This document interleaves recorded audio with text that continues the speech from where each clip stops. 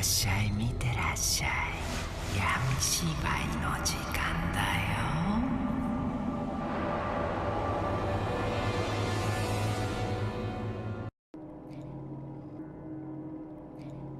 Researchers in the late 1940s kept 5 people awake for 15 days using an experimental gas-based stimulant. They were kept in a sealed environment to carefully monitor their oxygen intake so the gas didn't kill them, since it was highly toxic in high concentrations. This was before closed-circuit cameras, so they had only microphones and 5-inch thick glass porthole-sized windows into the chamber to monitor them. The chamber was stocked with books, cots to sleep on, but no bedding, running water, and toilet, and enough dried food to last all 5 for over a month. The test subjects were political prisoners deemed enemies of the state during World War II. Everything was fine for the first 5 days. The subjects hardly complained, having been promised, falsely, that they would be freed if they submitted to the test and did not sleep for 30 days. Their conversations and activities were monitored, and it was noted that they continued to talk about increasingly traumatic incidents in their past, and the general tone of their conversations took on a darker aspect after the 4-day mark. Oh, that's scary. After 5 days, they started to complain about the circumstances and events that led them to where they were and started to demonstrate severe paranoia. They stopped talking to each other and began alternately whispering to the microphones and one-way mirrored portholes. Oddly, they seemed to think they could win the trust of the experimenters by turning over their comrades, the other subjects in captivity with them. At first, the researchers suspected this was an effect of the gas itself. After 9 days, the first of them started screaming. He ran the length of the chamber, repeatedly yelling at the top of his lungs for 3 hours straight. He continued attempting to scream, but was only able to produce occasional squeaks. The researchers postulated that he had physically torn his vocal cords.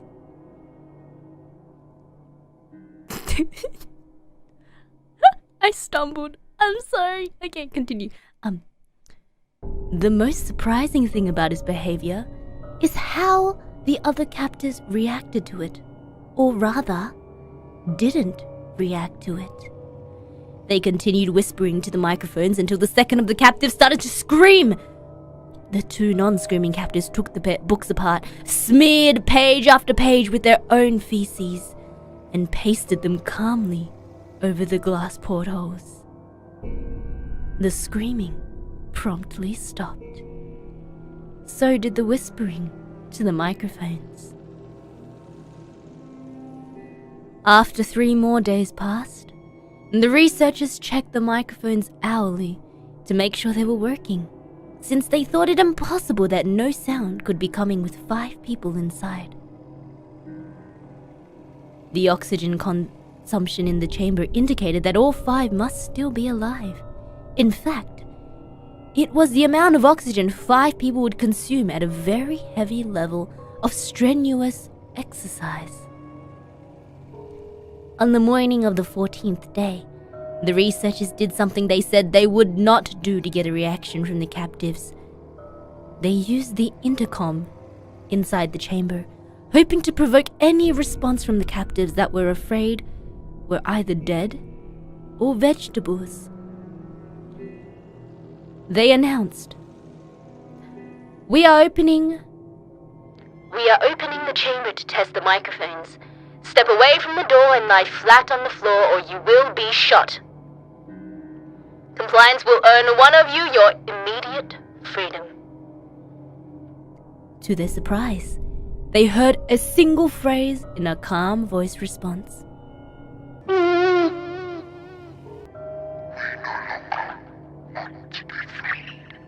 Debate broke out amongst the researchers, and the military voices funding the research.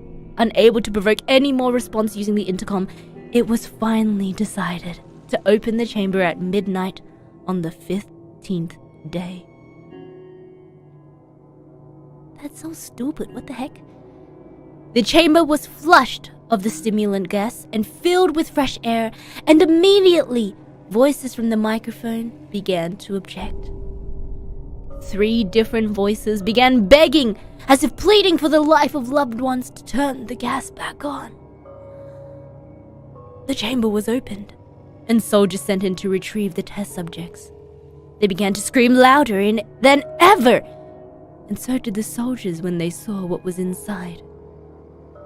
4 of the 5 subjects were still alive, although no one could rightly call the state that any of them in life. The food rations past day 5 had not been so much as touched. There were chunks of meat from the dead test subjects' thighs and chest stuffed into the drain into the center of the chamber, blocking the drain and allowing 4 inches of water to accumulate on the floor. Precisely how much of the water on the floor was actually blood was never determined. All 4 surviving test subjects also had large portions of muscle and skin torn away from their bodies. The destruction of flesh and exposed bone on their fingertips indicated that the wounds were inflicted by hand, not with teeth, as the researchers initially thought. Closer examination of the position and angles of the wounds indicated that most, if not all of them, were self-inflicted. The abdominal organs below the ribcage of all 4 test subjects had been removed, while the heart, lungs, and diaphragm remained in place. The skin and most of the muscles attached to the ribs had been ripped off, exposing the lungs through the ribcage. All the blood vessels and organs remained intact. They had just been taken out and laid on the floor, fanning out around the eviscerated but still living bodies of the subjects. The digestive tract of all 4 could be seen still working, digesting food. It quickly became apparent that what they were digesting was their own flesh that they had ripped off and eaten over the course of days. Most of the soldiers were special operatives at the facility, but still many refused to return to the chamber to remove the test subjects. They continued to scream to be left in the chamber and alternately begged and demanded that the gas be turned back on, lest they fall asleep. To everyone's surprise, the test subjects put up a fierce fight in the process of being removed from the chamber. One of the soldiers died from having his throat ripped out. Another was gravely injured by having his ripped off, and an artery in his leg severed by one of the subject's teeth. Another 5 of the soldiers lost their lives, if you count ones that committed suicide, in the weeks following the incident. In the struggle, one of the 4 living subjects had his spleen ruptured and he bled out almost immediately. The medical researchers attempted to sedate him, but this proved impossible. He was injected with more than 10 times the human dose of morphine derivative and still fought like a cornered animal, breaking the ribs and arms of one doctor. When heart was seen to beat for a full 2 minutes after he bled out, to the point there was more air in his vascular system than blood. Even after it stopped, he continued to scream and flail for another 3 minutes, struggling to attack anyone in reach, just repeating the word.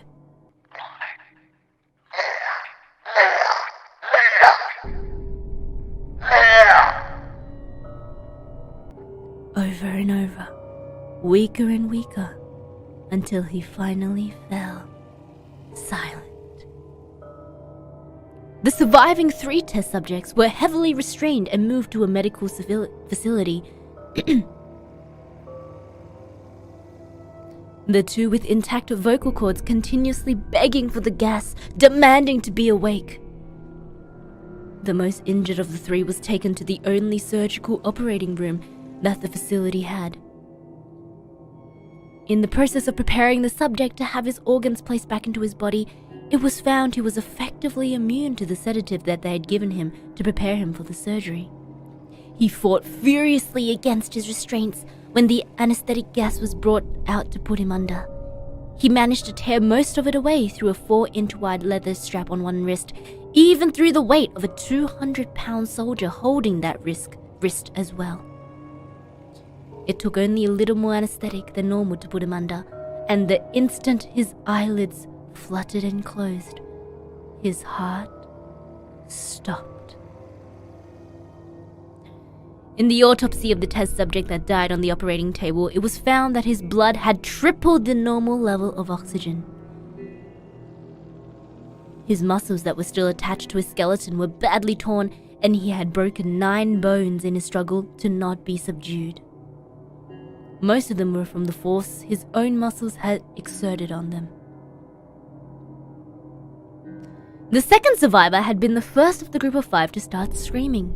His vocal cords destroyed, he was unable to beg or object to surgery. He only reacted by shaking his head violently in disapproval when the anesthetic gas was brought near him. He shook his head yes when someone suggested, reluctantly, they try surgery without anesthetic, and did not react for the entire 6-hour procedure of replacing his abdominal organs and attempting to cover them with what remained of his skin. The surgeon presiding stated repeatedly that it should be medically possible for the patient to still be alive. One terrified nurse assisting the surgery stated she had seen the patient's mouth curl into a smile several times whenever his eyes met hers. When the surgery ended, the subject looked at the surgeon and began to wheeze loudly, attempting to talk while struggling. Assuming this must be something of a drastic importance, the surgeon had a pen and pad fetched so the patient could write his message. It was simple. Keep cutting. The other 2 test subjects were given the same surgery, both without anesthetic as well, although they had to be injected with a paralytic for the duration of the operation. The surgeon found it impossible to perform the operation while the patients laughed continuously. Once paralyzed, the subjects in an abnormally short period of time... I read that sentence wrong, hold on. Once paralyzed, the subjects could only follow the attending researchers with their eyes. The paralytic cleared their system in an abnormally short period of time. And they were soon trying to escape their bonds. The moment they could speak, they were again asking for the stimulant gas. The researchers tried asking why they had injured themselves, why they had ripped out their own guts, and why they wanted to be given the gas again. Only one response was given. I must remain awake. All 3 subjects' restraints were reinforced, and they were placed back into the chamber, awaiting determination as to what should be done with them. The researchers, facing the wrath of their military benefactors for having failed the stated goals of their project, considered euthanizing the surviving subjects. The commanding officer saw potential and wanted to see what would happen if they were put back on the gas. The researchers strongly objected, but were overruled. In preparation for being sealed in the chamber again, the subjects were connected to a monitor and had their restraints padded for long-term confinement.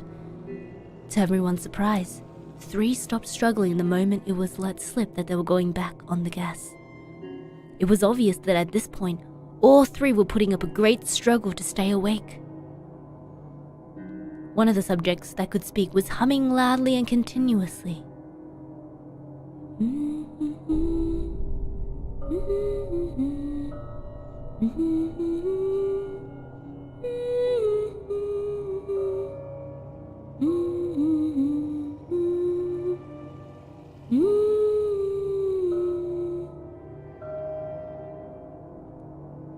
The mute subject was straining his legs against the leather bonds with all his might.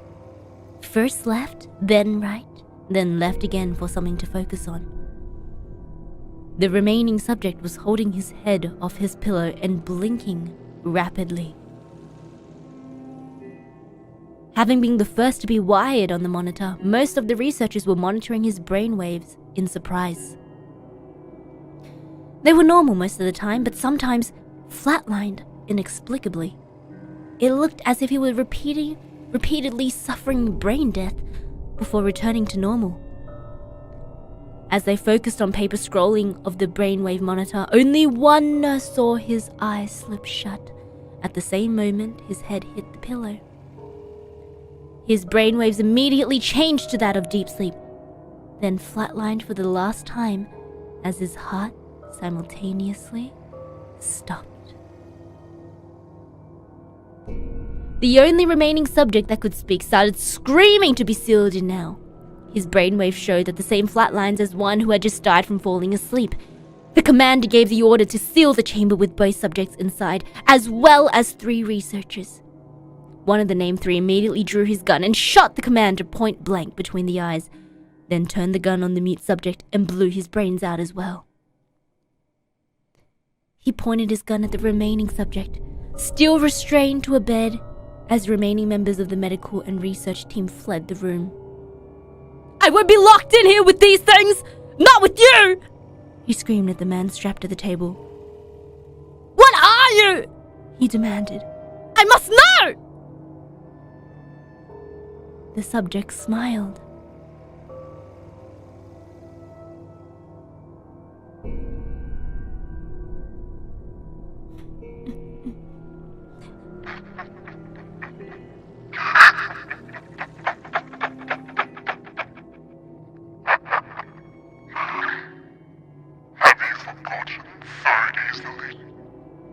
The subject asked. "We are you. We are the madness that lurks within you all, begging to be free at every moment in your deepest animal mind. We are what you hide from in your beds every night. We are what you sedate into silence and powerless when you go to the nocturnal haven where we cannot tread." The researcher paused, then aimed at the subject's heart and fired.